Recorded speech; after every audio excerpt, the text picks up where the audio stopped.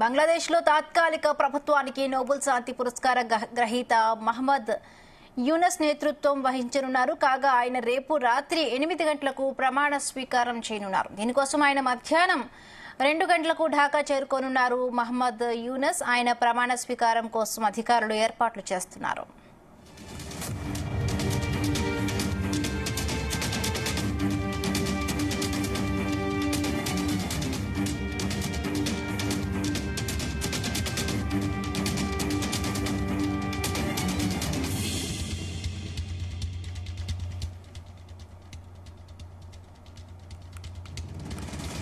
మహమ్మద్ యూనస్ బంగ్లాదేశ్ ప్రభుత్వ అధినేతగా నియమిస్తున్నట్లుగా మంగళవారం అర్ధరాత్రి సమయంలో అధ్యక్షుడు మహమ్మద్ షాబుద్దీన్ ప్రకటించారు. యూనస్ 2012 నుండి 2018 వరకు స్కాట్లాండ్లోని గ్లాస్గో కెలడోనియన్ విశ్వవిద్యాలయానికి వీసీగా పనిచేశారు. చిట్టగాంగ్ విశ్వవిద్యాలయంలో ఆర్థిక శాస్త్ర ప్రొఫెసర్గా సేవలు అందించి బంగ్లాదేశ్లోని పేదల అభ్యున్నతి కోసం కృషి చేశారు. 1940లో చిట్టగాంగ్లో జన్మించిన ఆయన ఓ సామాజిక కార్యకర్త, బ్యాంకర్, ఆర్థికవేత్త. మైక్రో ఫైనాన్స్ బ్యాంక్ ద్వారా లక్షల మంది ప్రజలను పేదరికం నుండి బయటపడేసిన ఘనత ఆయన సాధించారు.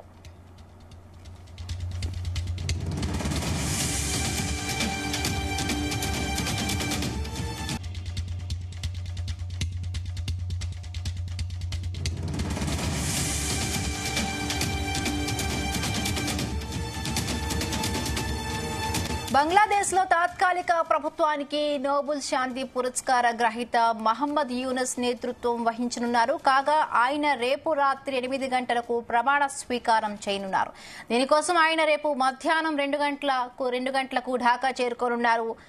ఆయన ప్రమాణ స్వీకారం కోసం అధికారులు ఏర్పాట్లు చేస్తున్నారు. రైట్, ఇదే అంశానికి సంబంధించి మరిన్ని పూర్తి అప్డేట్స్ మా ప్రతినిధి శ్రీచరణ్ అందిస్తారు. శ్రీచరణ్. హిమబిందు, బంగ్లాదేశ్ తాత్కాలిక ప్రధానిగా నోబెల్ బహుమతి గ్రహీత మహమ్మద్ యూనస్ రేపు ప్రమాణ స్వీకారం చేయనున్నారు. మరో 15 మందితో బంగ్లాదేశ్ కొత్త కేబినెట్ కూడా కొలువుదీరనుంది. రిజర్వేషన్లపై రగడ నేపథ్యంలో 2 రోజుల క్రితం ప్రధాని పదవికి రాజీనామా చేసిన షేక్ హసీనా ప్రస్తుతం భారతదేశంలో ఆశ్రయం పొందుతున్న విషయం తెలిసిందే.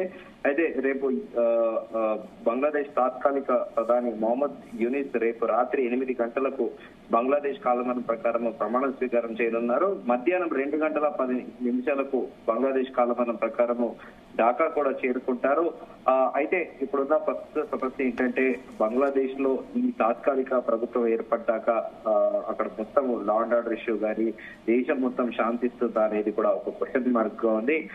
బంగ్లాదేశ్ లో కొనసాగుతున్న రాజకీయ గందరగోళాల మధ్య ప్రస్తుతం నోబెల్ గ్రహీత ప్రొఫెసర్ మహమ్మద్ యూనస్ నేతృత్వంలోని తాత్కాలిక ప్రభుత్వము రేపు ప్రమాణ స్వీకారం చేయనున్న నేపథ్యంలో ఆర్మీ చీఫ్ జనరల్ వాకర్ ఉజ్మన్ కూడా ఇదే అంశాన్ని ప్రకటించారు. జనరల్ వేకర్ ప్రమాణ స్వీకార కార్యక్రమానికి 8 గంటలకు స్థానిక కాలమానం ప్రకారం జరిగే అవకాశం ఉందని కూడా ఆర్మీ చీఫ్ జనరల్ వాకర్ ఉజ్మన్ కూడా ధృవీకరించారు. మధ్యంతర ప్రభుత్వ సలహా మండలిలో కూడా 15 మంది సభ్యులు ఉండొచ్చని కూడా ఆర్మీ చీఫ్ వెల్లడించారు. అయితే తుది వివరాలు త్వరలో కూడా వెల్లడించబడతాయని కూడా ఆయన చెప్పారు.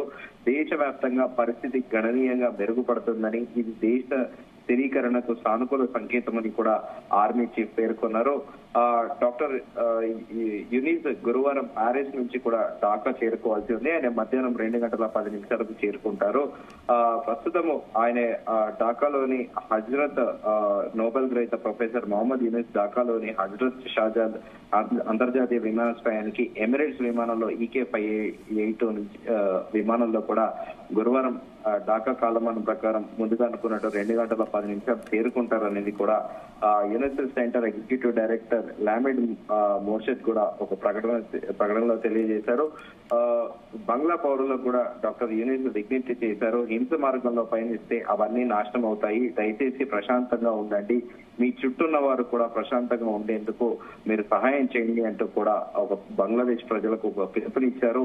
హింసను శత్రువుగా అభివర్ణించిన నోబెల్ గ్రహీత డాక్టర్ మొహమ్మద్ యూనిస్ ప్రజలు తమ కోసము వారి భవిష్యత్ తరాలకు బంగ్లాదేశ్ ను ఒక అద్భుతమైన దేశంగా రక్షించాలని కూడా ఆయన పిలుపునిచ్చారు. కొత్త ప్రపంచాన్ని సృష్టించడంలో మన యువత ఈ నాయకత్వాన్ని అందించడానికి కూడా సిద్ధంగా ఉన్నారు. విచక్షణ రహితమైన హింస వల్ల ఎంతో నష్టపోయామని, హింస మన శత్రువు అని, దయచేసి ఎక్కువ మంది శత్రువులను సృష్టించవద్దు, ప్రశాంతంగా ఉండండి, దేశాన్ని సిద్ధంగా ఉండండి అని కూడా ఆయనే డాక్టర్ మహమ్మద్ యూనిస్ ఒక ప్రకటనలో బంగ్లాదేశ్ పౌరులకు విజ్ఞప్తి చేశారు.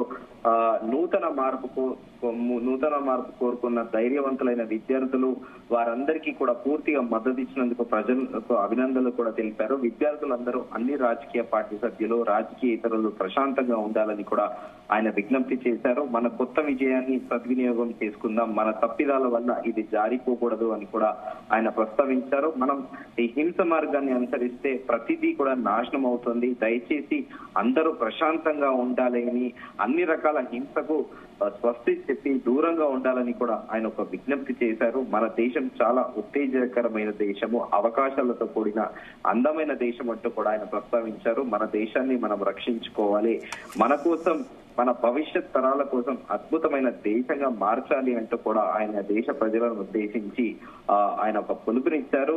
ఆ పిలుపు నేపథ్యంలో ఇప్పుడు బంగ్లాదేశ్ ప్రజలు ఆయన పిలుపు మేరకు ఆయనకు కన్విన్స్ అవుతారా అనేది కూడా చూడాలి. భారీ నిరసనల నేపథ్యంలో ముందుగా అనుకున్నట్టు సోమవారం మాజీ ప్రధాని షేక్ హసీనా రాజీనామా చేయడంతో డాక్టర్ యూనిస్ నేతృత్వంలోని తాత్కాలిక ప్రభుత్వానికి కూడా ఆయన నాయకత్వం వహించబోతున్నారు. అయితే ఆయనకి ఎక్స్ వేదికగా కూడా ఆయనకి చాలా మంది కూడా ట్వీట్స్ కూడా చేస్తున్నారు, కంగ్రాచులేషన్స్ కూడా చెబుతున్నారు.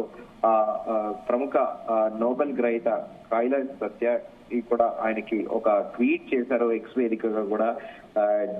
ప్రియమైన దాదాకి హృదయపూర్వక అభినందనలు, బంగ్లాదేశ్ ని శాంతి సుస్థిర మార్గంలో నడిపించడానికి మీకు మించి నాయకుడు ఇంకా ఎవరు కాలేరు అంటూ కూడా ఎక్స్ వేదికగా కూడా ఆయనకు అభినందనలు తెలుస్తూ కూడా ట్వీట్ చేశారు. మన ప్రజాస్వామ్యాన్ని పునరుద్ధరించడానికి, సమ్మిళిత అభివృద్ధిని ప్రోత్సహించడానికి, సోనార్ అంటే బంగారు బంగ్లాదేశ్ ను నిర్మించడానికి ప్రపంచం మీ వైపు చూస్తుంది అని కూడా ఎక్స్ వేదికగా కూడా ట్వీట్ చేశారు.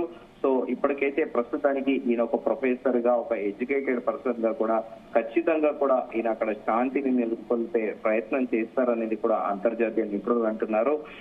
రేపు రాత్రి బంగ్లాదేశ్ కాలమానం ప్రకారము 8 గంటలకు కూడా ఆయన ప్రమాణ స్వీకారం చేయనున్నారు. బిందు.